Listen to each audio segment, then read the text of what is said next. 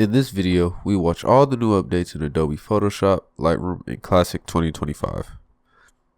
There's also information for Photoshop and Lightroom on mobile devices. There's timestamps available for each topic. All this information was presented by Terry White at the Adobe Photography Create Now Atlanta event.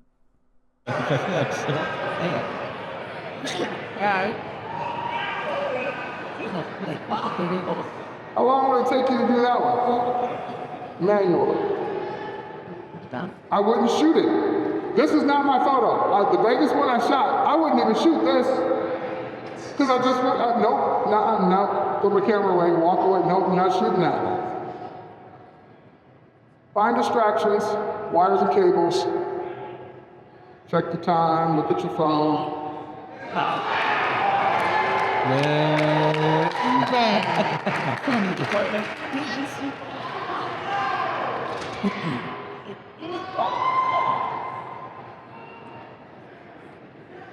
I love my job. Now, this photo has a different problem. People. People. Always in your shot. So you got a choice. You got three choices. Don't shoot it. So that's not really a good choice. Get up early. That's why I'm not a landscape photographer. I hate getting up early. Or wait, right. Choice number three, stand there and wait for everyone to leave. Or find people. Now this one's gonna work a little differently. The first, thank you for reminding me to make my new layer first. I know, I hear you. So find distractions, people. Now this works differently. It doesn't do it right away, it just finds everything. Because it doesn't know who's important to you and who's not. So if the person on the left was someone you knew, you could unbrush that person to leave that person there. All right, but none of those people are anybody I know, so just go ahead and do your thing. Get them out of there. Now think about the fence and the shrubbery, all of that in front of the statue.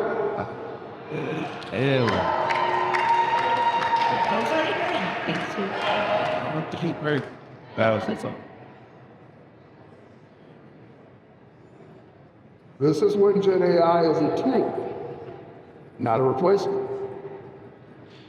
All right. Get at it. There are people on the ground. There are people on the second story. There are people in the windows. There are people everywhere. So go back to your hotel, get up in the morning, come back and do it again.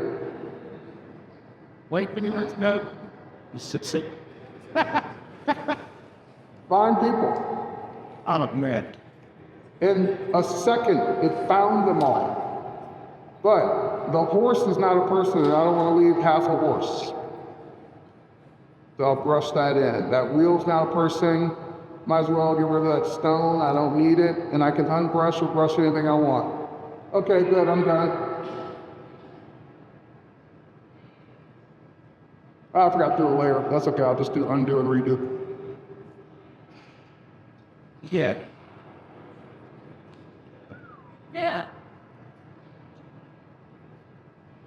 All right. That's available right now in Photoshop. Now, a year or so ago, we introduced GenFill into Photoshop as a public beta. And so people downloaded the public beta, they wanted to play with it. People kept the regular version installed to do their work. And because the public beta was so popular, we decided to keep it going. So there's always the public beta you can download to play with what's being worked on next. So now I'm gonna switch over to the public beta. This was all in the release version. Let's switch over to the beta. And someone asked me this at dinner last night, and they said, you know why I love Lightroom?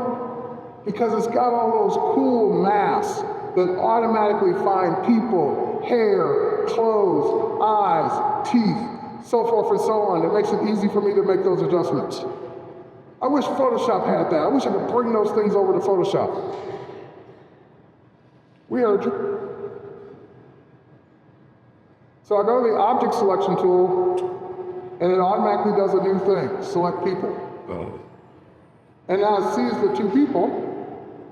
I'll pick the person on the right, and those are all the things you want. Are all here now. What? So I want to select her upper closed, meaning her top. And it did it. So now I'll just go ahead and apply that. And I go to selection of the top. If it didn't get it all, no worries. I'm still in the object selection tool, so I can just shift and add that little piece up at the top that it didn't get. All right, great. So now I got my selection. Why would I want to make a selection in the first place? Because I want to do something with it. So let's go in. An adjustment layer, I don't know, let's try hue and saturation. Because maybe I just want to simply change the color of the top with a slider like that. Cool? Yeah. You don't care. All right, plus, fair enough. Oh, it's okay. I know I got to work for it. That's okay. So, if that doesn't impress you, let's go for something else. Let's open up a raw file. Here's a picture from that big Ferris wheel in Vegas, taking a picture of the Mirage Hotel. And the problem with it is you see all the stuff, what's the stuff called? Reflections. Distractions, that works too, but reflections in the window. Because you're shooting through this curved piece of glass, there's really no way to avoid it. So what if you could go to the remove tool in an upcoming version of Camera Raw, and you could just say, remove reflections.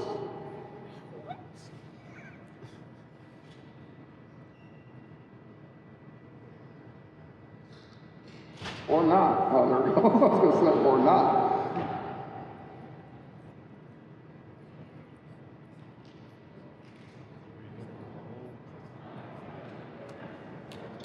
All right. That's cool. But here's one that we can all relate to. You're in your hotel room. You got this beautiful view of whatever skyline it is.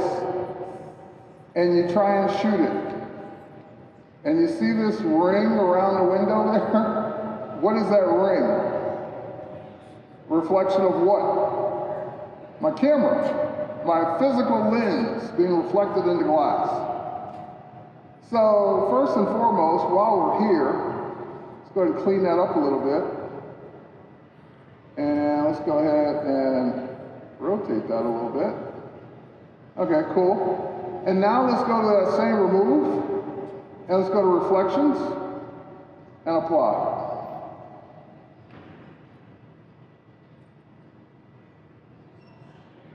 This is also embedded.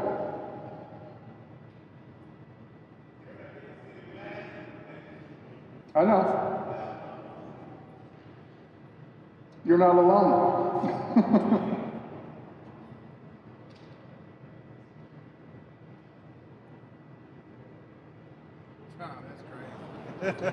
But wait, hang on. Hold that applause. It did it. But I noticed that there's a slider. Why would there be a slider? You either remove it or you don't. And the slider's all the way over to 100. What's on the other end? Okay, if we go to the middle, that brings the reflection back. But if we keep going, we see the actual inside of the room.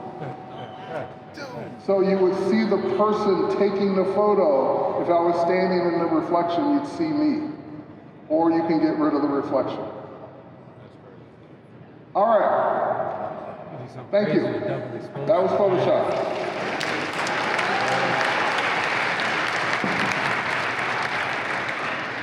I got more in Photoshop. There's also people removal, but you kind of already saw that. That's in Camera Raw as well, in the beta.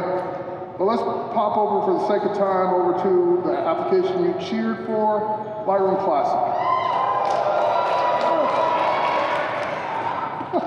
I love Lightroom Classic too. It turned 18 last Tuesday. So 18 years ago, Lightroom was first introduced.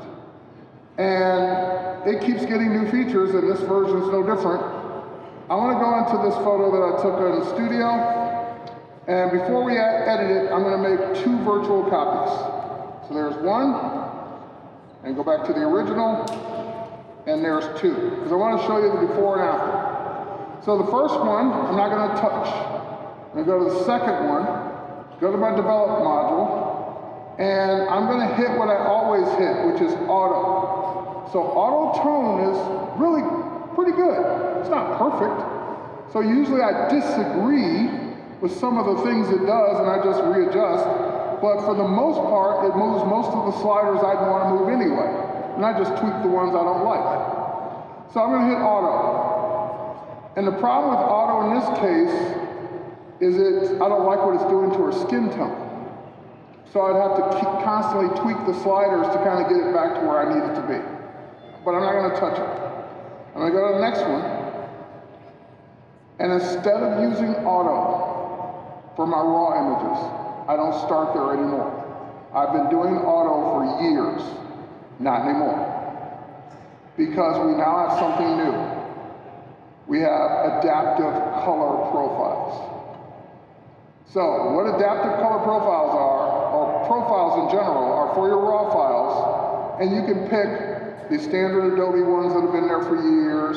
You can pick the ones that came from your camera, but there's this brand new one, adaptive color and adaptive black and white. And what does that mean?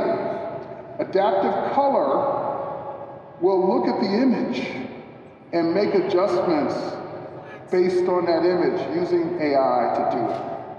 So here's the original. Now it still needs some more adjusting. Here's the original. Here's auto, and also look at the difference here between auto and adaptive. Look at the sliders. Auto made all of these changes to the sliders. Adaptive color doesn't move your sliders at all. It's your starting point. Now you can continue to tweak and adjust to your heart's content without it screwing up your edit. So you can either start with it or finish with it. But it doesn't mess with your edit. So if I still want to make the image a little lighter, I can. But now I have this beautiful skin tone that's not overexposed or underexposed or too warm or too cold. It did an amazing job. And the opposite of that, of course, is adaptive black and white. And again, you can, even the slider has an amount slider to it. So I would say right about there is where I'd want it to be. And I can't see what you're looking at. Oh yeah, okay, looks pretty good. All right. So next up,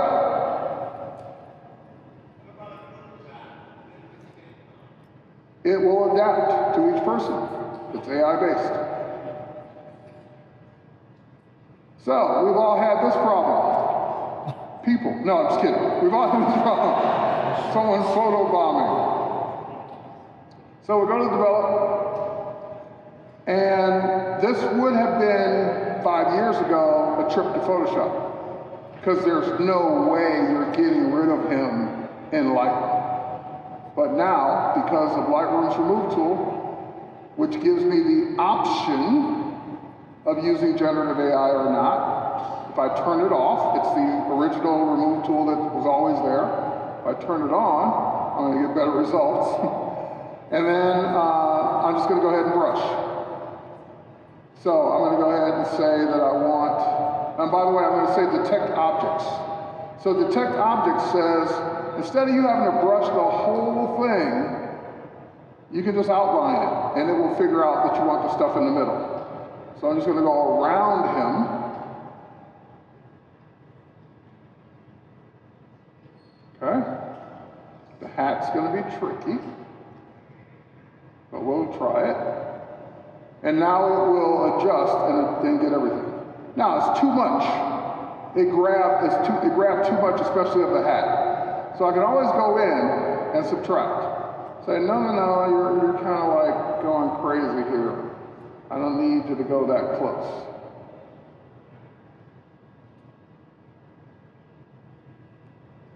Okay, oh, and I left out something there. Let's add that back in. There we go. Just want to make sure I got all of him. And if you've ever had this replace the person with another person, it's because you left a little piece of that first person. And it says, there's a piece of skin there, I gotta attach a person to it, because AI is dumb that way, it doesn't know any better. So I'm gonna go ahead and say, remove. And of course, all of this, like Lightroom, has always been, is non-destructive.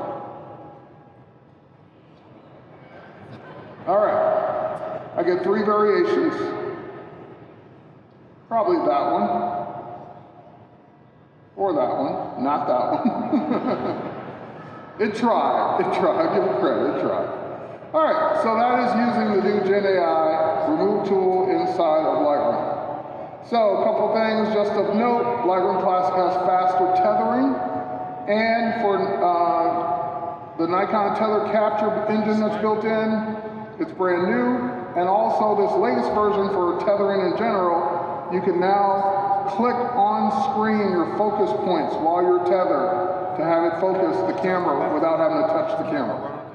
So that's now built in. Okay, next up, let's switch over to the other Lightroom desktop, which is Lightroom. And everything's already been syncing, so let's go in here. There's a couple things I want to do. First thing I want to do is talk about something that Lightroom Classic already has. Lightroom Classic has smart collections. Lightroom now has smart albums. What's a smart album? I want to have it automatically populate the album based on my criteria.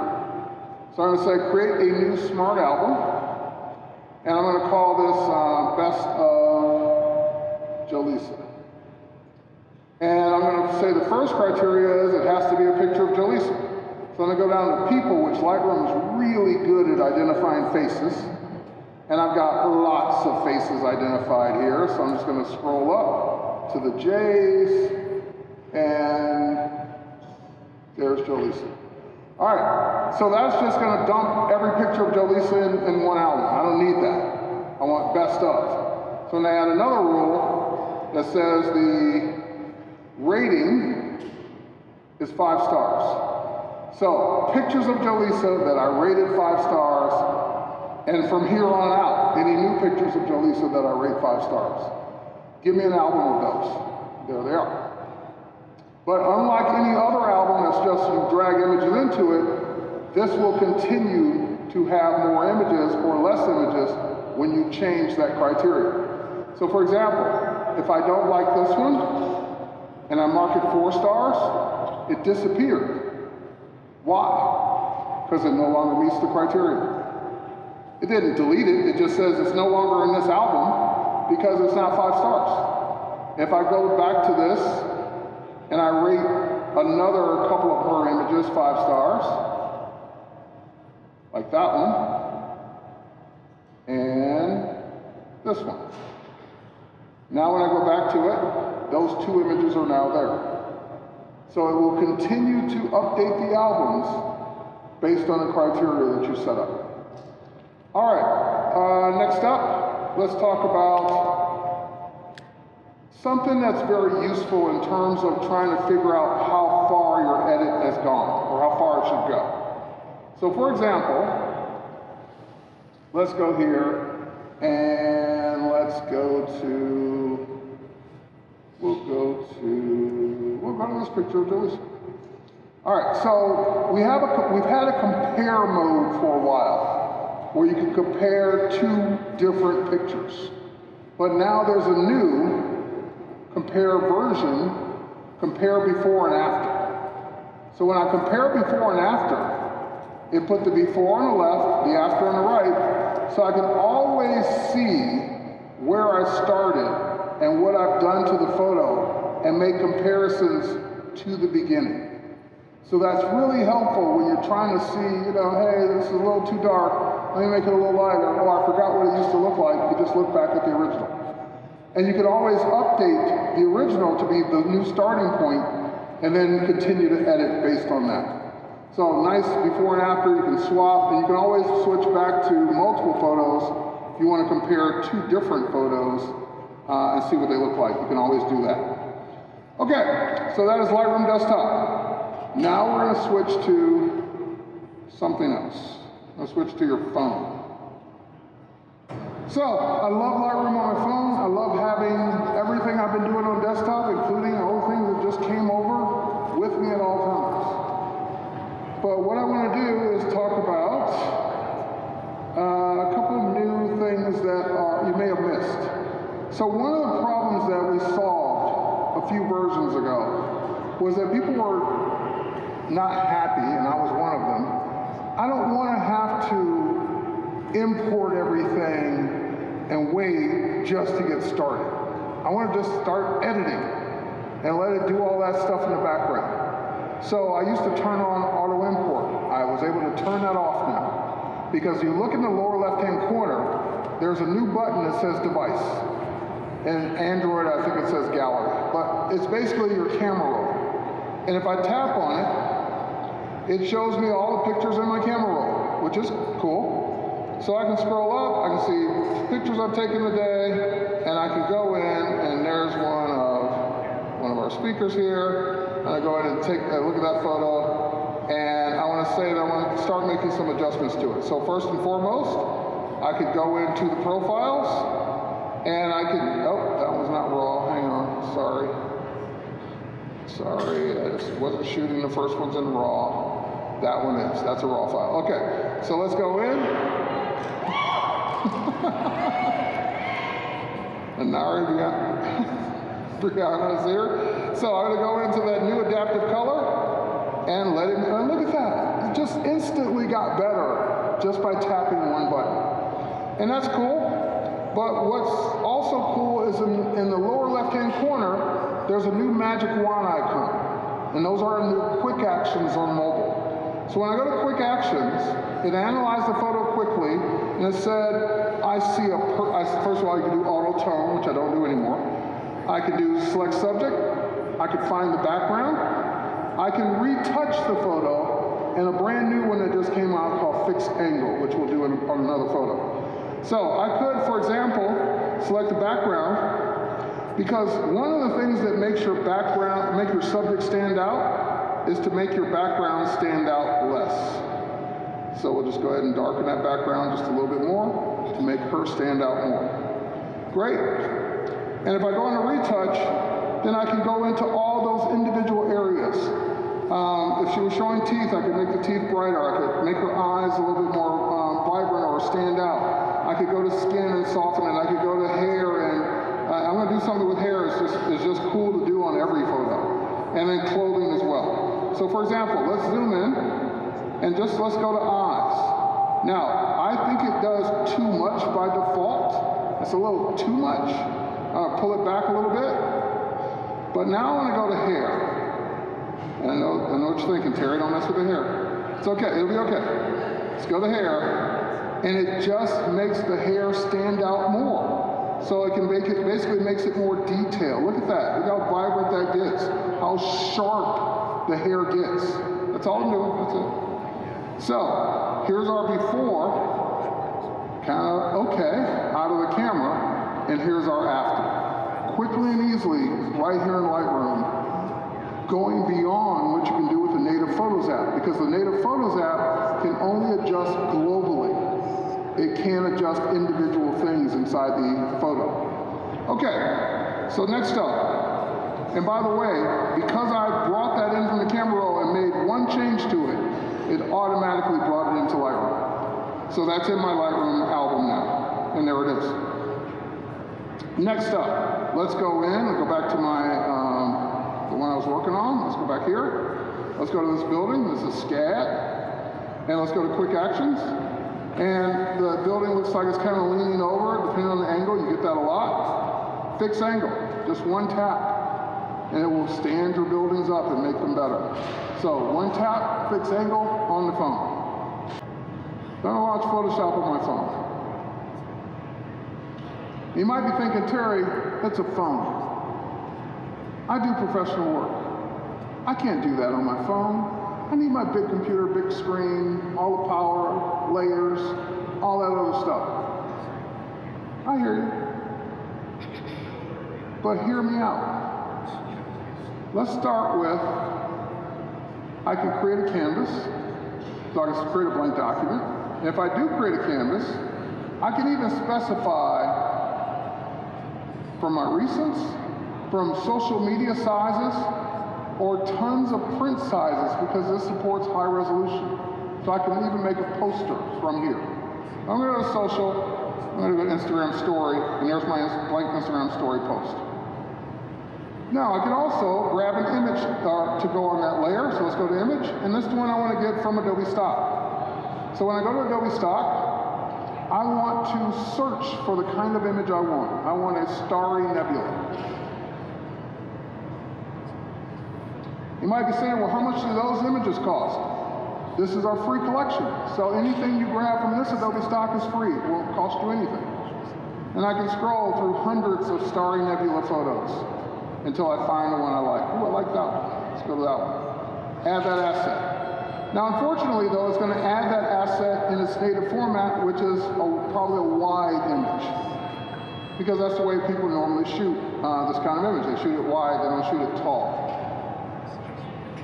So we'll let it download, and there it is. So now I'm going to go ahead and just zoom out, and then just scale it up. Just grabbing it, scaling it up, scale it up some more, and there we go. So there's my starry nebula with my background. Now you might be saying, well, Terry, what are you building here? I want to reimagine a retro astronaut. I want to combine modern technology for an astronaut and use something retro to go with it.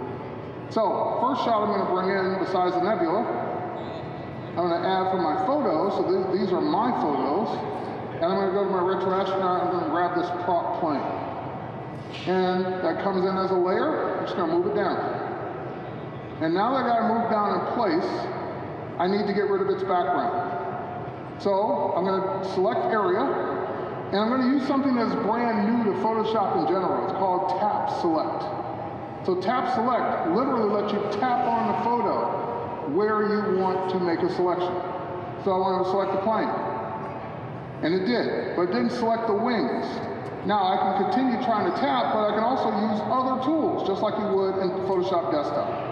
So I'm going to go ahead and say that I want to use the Object Selection tool, and I'm just going to go ahead and drag that along the bottom. And it got that selected as well. Oh, I missed a piece, but that's okay, I'm going to pull it down anyway. All right, so now that we got that selected, I'm going to go ahead and say Apply Mask, and that will apply it. All right, so now, again, I'm going to move this down because it wasn't quite down far enough anyway. And there we are, right about there. Okay, so now I need to bring in my hero. And my hero is an astronaut shot that I took in my studio. So I'm going to go and grab that image now, image layer, add from photos, go to my collection, retro astronaut, and there she is. Okay, so now I'll tap on that, I can move it around, it's a different layer. And same thing, I need to cut out the background. So we'll just simply say select area. For the sake of time, I'll go to tap select and just simply say select subject. That selects her, and then we'll just say apply as mask. Done. Now I need to move her behind the propellers because it doesn't look right now. So how would I do that? I'll swipe out my layers and just simply pull her down below. So now that I've done that, she's behind the propellers, but I want one more thing to tie this all together. I don't like it in color. The starry nebula is nice and blue and purple, the plane's kind of gray and black and white, she's black and white in color because her face is in color but her suit's kind of gray. So I think it just looks better as a black and white. So I'll hit plus and I'll add an adjustment layer just like I would on desktop, a black and white adjustment. You're probably saying, well, Terry, nothing changed.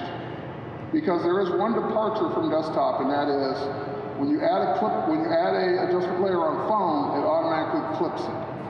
So I'm just going to go to that layer, properties, and make an adjustment to it. Nope. Actually, nope, let's do it this way. Let's go out. There we go.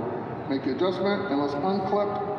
And now everything turned black and white the way I wanted it. Now we can go to layer properties Oh, sorry, laptop went to sleep. Now everything's black and white the way I wanted it. And now I can make adjustments to it. So I can make the reds brighter, the yellow, which is her skin, brighter, and I want the blue turned way down, like that. So now that is my composite, all built in Photoshop. Now I used what, 3 layers, 4 layers? It supports up to 8,000 layers on your phone. It automatically syncs to your Photoshop cloud documents. So if it wasn't quite right, you can still finish it on desktop. But you can start your ideas on your phone anywhere on the go. All right, one more. Since we're talking to photographers and then we're done. Switch back to Lightroom. And let's go here. And let's go ahead and we'll apply. Go here. Just want to see those profiles once again. Okay, it is adaptive color already, great. And last thing I need to do is I still want to turn down the color. Let's go to color, and let's just cool it off a little bit. Great. Okay, so now that I've done that, I want to replace the background. Well, replacing the background in Lightroom is impossible. You could change it, you can make a different color, you can darken it, but that's it. You can't replace it with a different one. But I'm on my phone. If I were on my desktop, what would I do? Edit in Photoshop. Just like it is here. Edit in Photoshop. So when I say edit in Photoshop, it takes it over to Photoshop. Now I can do anything I want. So I could go in and I could say, hey, select area. This time, just simply select the background. Cool. Now the background selected, I could replace it with another photo, but I don't have the photo I want. So let's go to Gen Fill, which is on my phone. And I could say, modern family room. Modern home family room. Let's do that.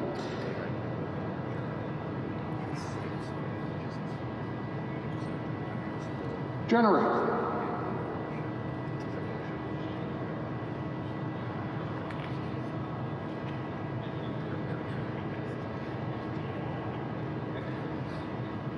There's 1, there's 2, there's 3.